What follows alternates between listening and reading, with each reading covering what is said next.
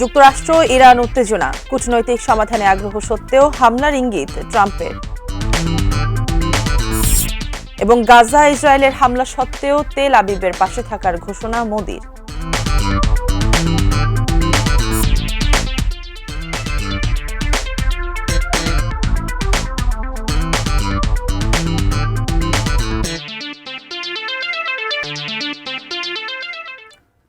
এটি নিউজ দেখছেন। দেশের বাইরের খবরাখবর নিয়ে আমাদের নিয়মিত আয়োজন Phoenix finance and investment presence around the world আমন্ত্রণ জানাচ্ছি আমি মারিয়া শিমু। শুনছিলেন প্রধান শিরোনামগুলো, বিস্তারিত জানাচ্ছি। কূটনৈতিক পথে তেহরানের সঙ্গে মতবিরোধের সমাধানে আগ্রহ প্রকাশ করেছেন মার্কিন প্রেসিডেন্ট ডোনাল্ড ট্রাম্প। এমন আগ্রহ সত্ত্বেও তিনি ইরানের ওপর হামলা চালাতে পারেন। ট্রাম্পের দাবি, যুক্তরাষ্ট্রের মূল ভূখণ্ডে আঘাত হানতে পারে এমন ক্ষেপণাস্ত্র তৈরির চেষ্টা করছে ইরান। ট্রাম্পের এমন মন্তব্যে জেনেভায় ফের দুই পক্ষের পরোক্ষ আলোচনা শুরুর আগে ক্ষুব্ধ প্রতিক্রিয়া জানিয়েছে ইরান সরকার। মধ্যপ্রাচ্যে মার্কিন সামরিক উপস্থিতি বৃদ্ধির মধ্যেই বৃহস্পতিবার জেনেভায় তৃতীয় দফা আলোচনায় বসছে যুক্তরাষ্ট্র ও ইরান।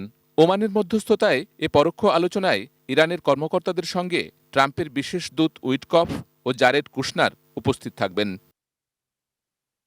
এমন প্রেক্ষাপটে বার্ষিক স্টেট অব দ্য ইউনিয়ন ভাষণে ইরানের বিরুদ্ধে নানা অভিযোগ তুলে ধরেন মার্কিন প্রেসিডেন্ট ডোনাল্ড ট্রাম্প। তিনি বলেন, ইরান সম্ভবত চুক্তি করতে চায়, কূটনৈতিক উপায়ে সমস্যার সমাধান তারও পছন্দ।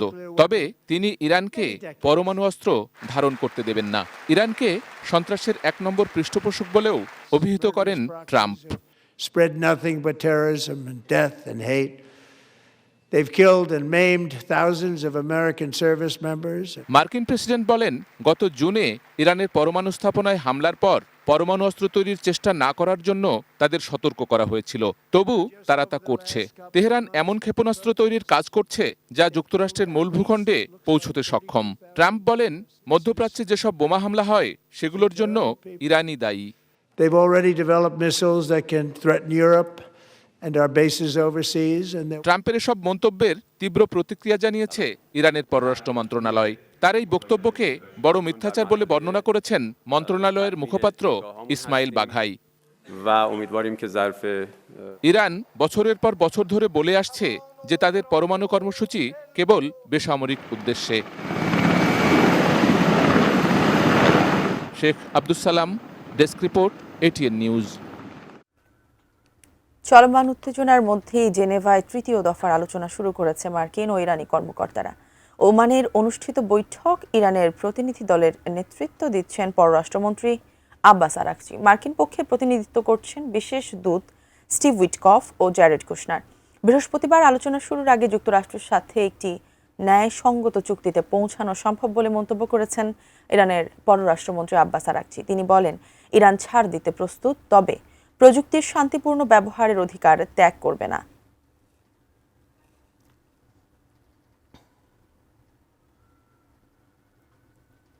গাজায় ইসরায়েলের নির্বিচার হামলা সত্ত্বেও তেল আবিবের পাশে থাকার ঘোষণা দিয়েছেন ভারতের প্রধানমন্ত্রী নরেন্দ্র মোদি।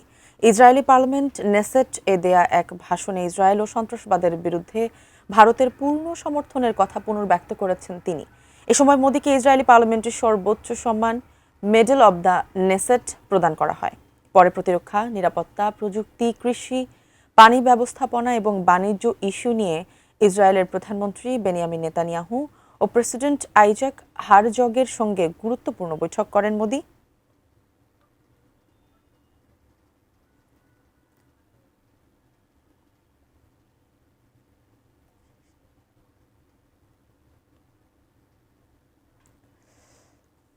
ব্যক্তিগত জীবনে দুই রুশ নারীর সাথে সম্পর্কের কথা স্বীকার করেছেন মাইক্রোসফটের সহ প্রতিষ্ঠাতা বিল গেটস। সম্প্রতি গেটস ফাউন্ডেশনের কর্মীদের সাথে এক সভায় তিনি বলেন, মেলিন্ডা গেটসের সাথে বৈবাহিক সম্পর্ক থাকাকালীন দুই রুশ নারীর সাথে সম্পর্কে জড়িয়েছিলেন তিনি।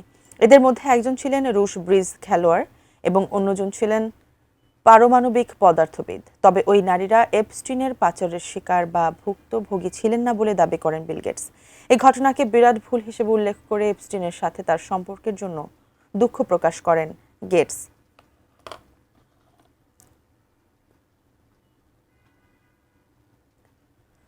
অবৈধভাবে কিউবার জলসীমায় অনুপ্রবেশকারী একটি মার্কিন স্পিডবোটকে গুলি করেছে কিউবান সীমান্তরক্ষীরা। এতে অন্তত 4 জন নিহত হয়েছেন, আহত হয়েছেন আরও 6 জন।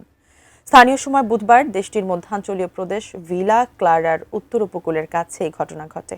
এক বিবৃতিতে কিউবার কোস্টগার্ড বাহিনী জানিয়েছে, অনুপ্রবেশকারী স্পিডবোটটি যুক্তরাষ্ট্রের ফ্লোরিডা অঙ্গরাজ্যে নিবন্ধিত।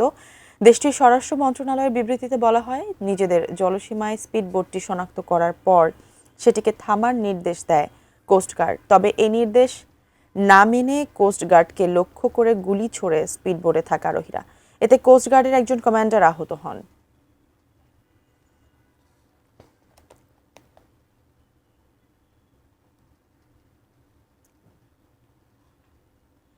সংবাদ শেষ করব, তবে তার আগে এক নজরে Phoenix finance and investment presence around the world.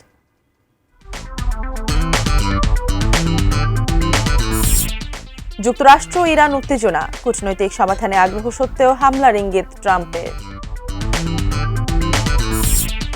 Gaza ইসরায়েলের হামলা সত্ত্বেও তেল আবিবের পাশে থাকার ঘোষণা মোদির। এবং কিউবার জলসীমায় অনুপ্রবেশকারী মার্কিন স্পিডবোটে গুলি, নিহত 4।